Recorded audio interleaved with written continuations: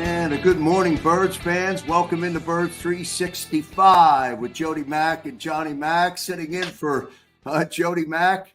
Joe Kraus today, Johnny Mack. Great to be with you for the next 2 hours here on Birds 365. Pulling me off, dusting me off the shelf, Johnny Mack. Yeah, man. Old school vibes for those in South Jersey who've been listening to us. A little countdown to kickoff, extending the play, Birds 365. Here we are. Yeah, good stuff, man. I was glad when I got the call yesterday, and I'm glad to be not so much a Birds inside. Well, I'm glad to be a Birds insider and have some good dialogue with you today. I'll be sitting in for Jody Mack for the next 2 hours. Two good guests lined up as normal. Birds 365 will bring a couple of guests to you every day. Johnny Mack, who do you have in the first hour and second hour? We're going to have Caden Steele, little Eagles vibe, covers the team for NJ.com, along with our buddy Chris Franklin and Bob Brookover. So he's been doing a great job, and we'll take a look at the Eagles introduce their sort of new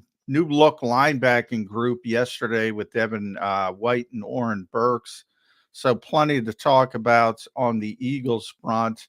And then we're going inside the division, which I've told Jody a number of times. I think the most interesting team, obviously, the Dallas Cowboys are always first and foremost on the mind of Eagles fans, rightfully so, because it's the either the best team or the second best team in the NFC East, depending on how you look at it. New York Giants closer, but they've been an afterthought, the Washington Commanders, and there's so much change from the very tippy top of the organization. Josh Harris taking over the team, owner of the Sixers. You have that dichotomy. They've changed coaches with Dan Quinn.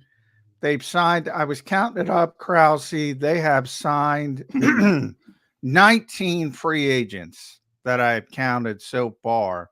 So they're completely remaking that team. We're going to have my buddy Grant Paulson from Grant and Danny Show 106.7, The Fan down in D.C. He does a phenomenal job covering the Commanders. And for the first time in a long time, there's some excitement with that team in that division. So, we'll see how it shakes out. And obviously at the top of the draft, they're one of those teams that's probably going to take a quarterback. So right off the bat, you're going to have a new era with Josh Harris, Dan Quinn. They bring in Bobby Wagner, Frankie Luvuth, so many, Austin Eckler. Zach Ertz is in Washington now. Marcus Mariota's in Washington. So they're completely flipping things over. Well, the Eagles haven't signed 19, but they've signed their fair number of defensive players this free agency, John. And I wanted to ask you about and get an update with you, or get a perspective or thought from you on Haason Reddick and just where it stands. I sent myself a tweet from the National Football Show from yesterday where Dan Sileo was talking about Haason, and let me just hit you with it. These bullet points, and then I'll ask you to react to it. Eagles drafted Nolan Smith in the first round to replace Reddick. They granted permission to Reddick to seek a trade in free agency. They signed Bryce Huff, who essentially has the same skill set as Reddick.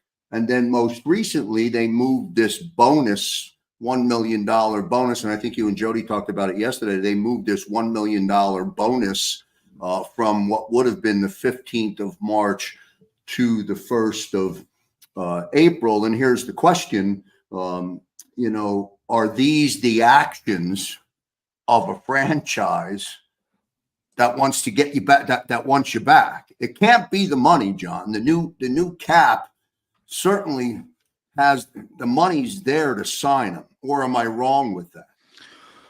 You're not wrong, but it would be strange to carry three different edge rushers with over $10 million a year. And you're talking about Bryce Huff, who they signed with $17 million.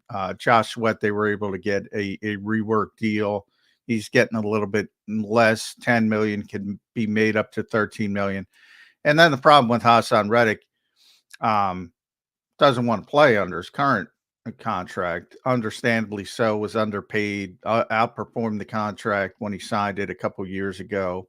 Wants to be in the range of anywhere from 20 to 25 million per season, depending on who you believe. So that's a big matzo ball, as Jerry Seinfeld might say. So, can you pay three guys? Well, on the edge like that, when you also have Nolan Smith, as you mentioned, who was the 30th overall pick, and Howie Roseman has already said at the scouting combine out in Indy that they want to get him more involved. Brandon Graham's back for year 15, which is obviously short term, but he's still an effective player and limited reps. So how much is too much at the edge? And the Eagles might argue you can never have enough. So, that's the position they probably value more than any other outside of quarterback.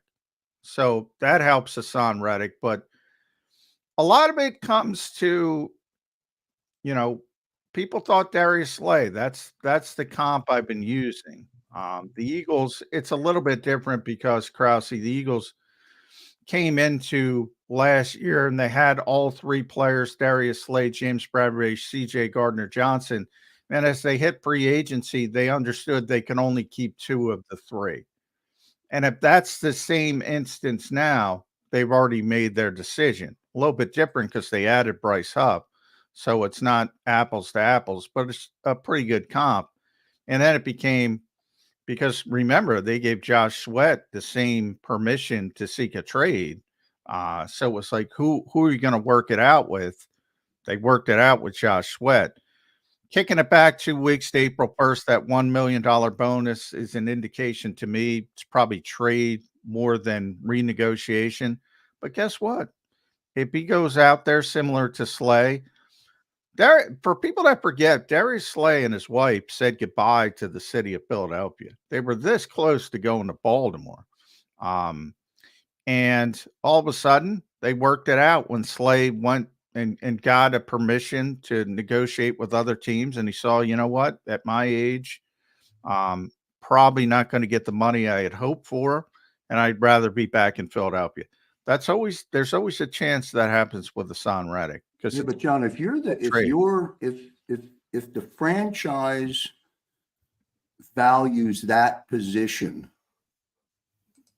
next in line under the quarterback position, which all franchises value as the top position. But if the Eagles value that position and Haason Reddick is worth the money and Nolan Smith did nothing in his first year, why not sign him and be done with it? Why create a potential void on the defensive side of the football when you got arguably a guy that's, as you said, outperformed his contract? Well, everything's about budgeting, and you got to put this sort of mosaic together of a 53-man roster. Like it's always interesting to say, you hear that old adage, 53 best players. It's never the 53 best players. You got to fit people. There's got to be roles. For instance, if your fifth wide receiver, people always talk about, well, you got to bring a veteran in. You got to do this. The fifth wide receiver's got to play special teams. Has to. So you don't look for veterans in that particular position. In the case of the Eagles, probably going to be Britton Covey because of his punt return ability and things that he helps on special teams.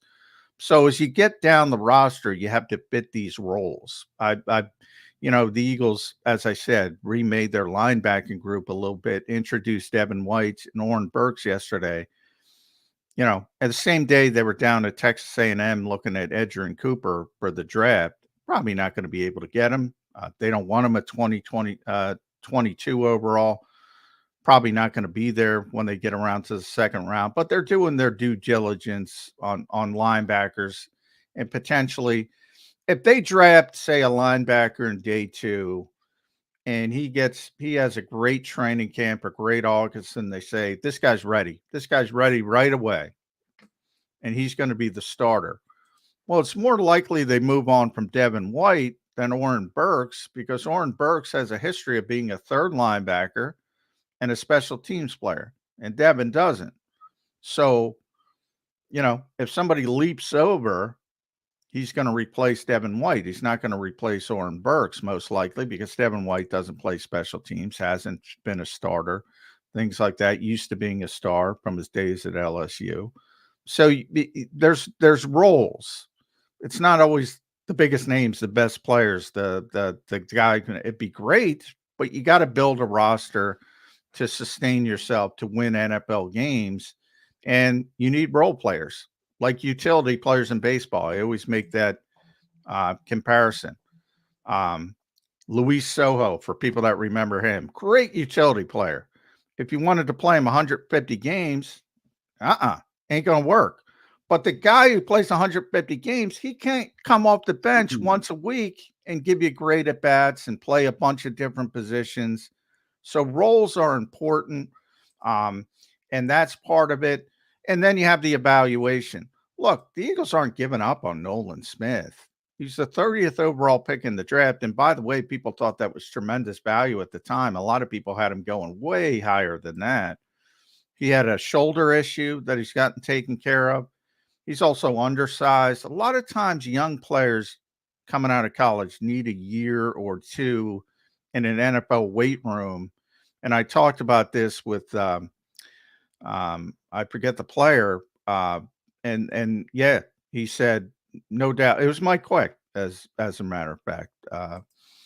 And he said, yeah, some of these guys have to get in, grown men, old man strength, whatever you want to call it. These guys in the NFL, they've been in there. They're really powerful. So especially with offensive and defensive linemen, a lot of times they need a little bit of time to fill out their bodies and things like that. So the Eagles aren't giving up on Nolan Smith because he didn't have the splash season as a rookie. And remember, he's cost effective. That's 4 years. You got him at a cost effective rate. And you're talking about 20 million plus for Hassan Reddick. You're talking about 17 million now for Hupp. You're talking about 10 million plus for Josh Sweat. You need some cost-effective players on the roster as well. You can't have everybody making $10 million. Does Haason Reddick fit into the Fangio scheme, John? Yes and no. He fits in. Most, Eagles fans made a big deal about him dropping in coverage. They made a big deal of it when Jonathan Gannon was here. They made probably an even bigger deal of it when Matt Patricia took over for Sean Desai. Guys have to drop in coverage. Ever since Dom Capers brought the zone blitz concept to the NFL, edge rushers, Sam linebackers, whatever you want to call them, they drop into coverage a handful of times a game. When Jonathan Gannon was here, Reddick dropped into coverage less than any other time in his career, and people still had a problem with it. With Patricia, it did amp up a little bit, and it wasn't successful. Statistically, Vic does it more than both of those guys. So there will be times where he drops him in the coverage, and it might not look great, but it's designed to fool the quarterback. It's a curveball. I always say, we'll keep on the baseball analogy track. Pitchers don't just throw fastballs. If they just sit there and throw fastballs, pitch after pitch after pitch after pitch after pitch, people are going to get a beat on them. So, defensive coordinators like Big Fangio, they like to throw the curveball. You're trying to fool the quarterback. Oh, Reddick's not coming. He's dropping in his zone.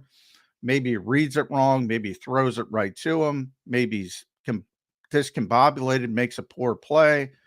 So Does he fit? Hassan Reddick fits when you're winning in the fourth quarter, and he can pin his ears back and go after the quarterback. That's what he's good at. Well, that's the goal, right? Yeah.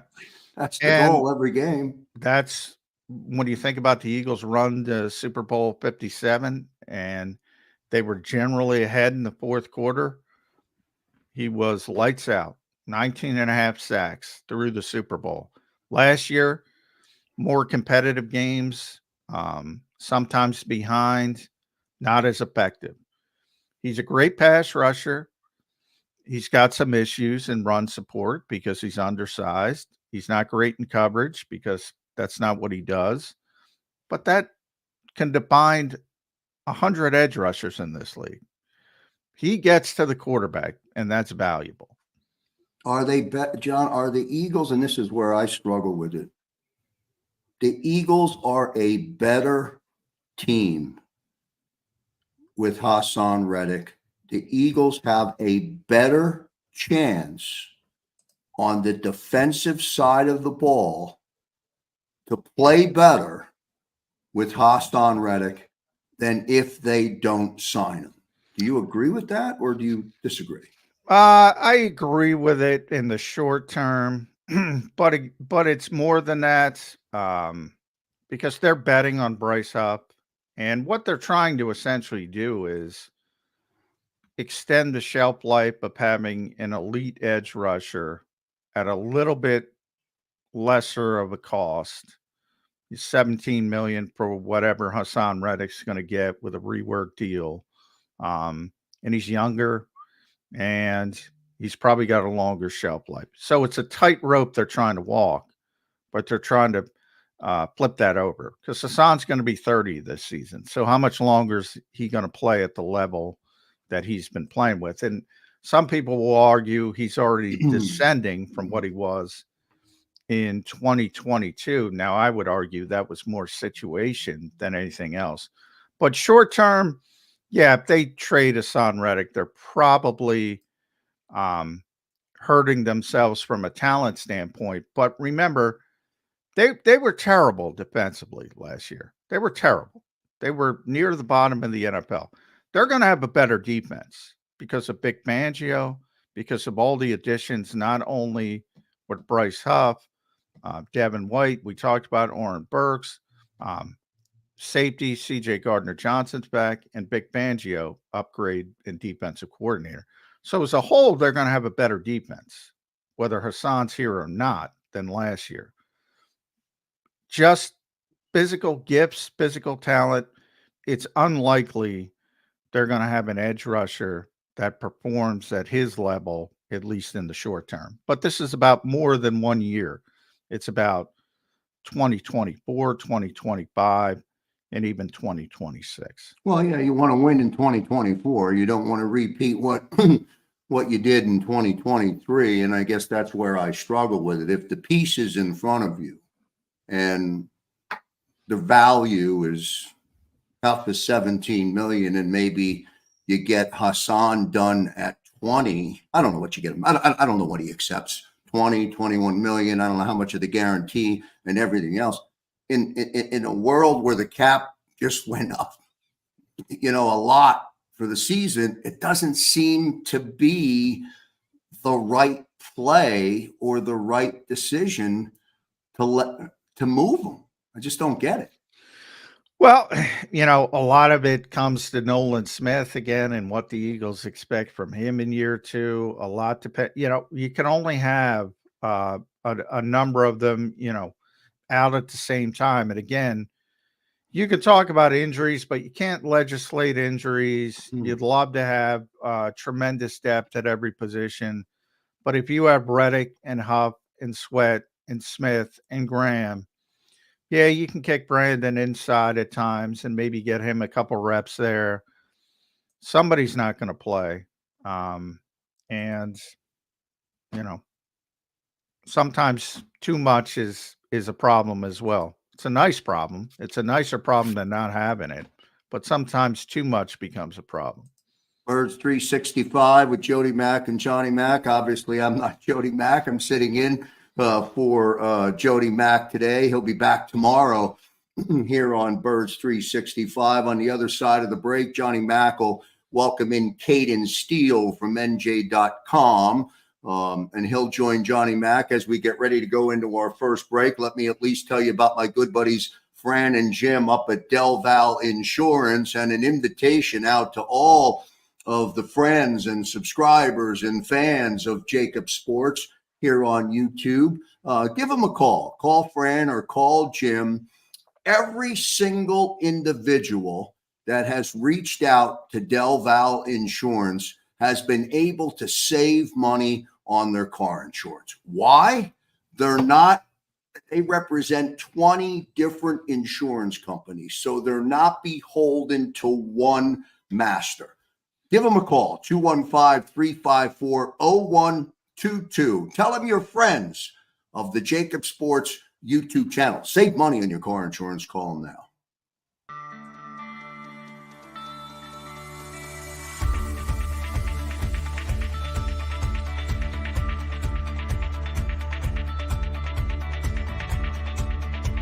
Hi, I'm Jim Muehlbronner, Managing Partner at Del Val Insurance Group. Give us a call. We're a local, knowledgeable agency, not an 800 number. Go Birds!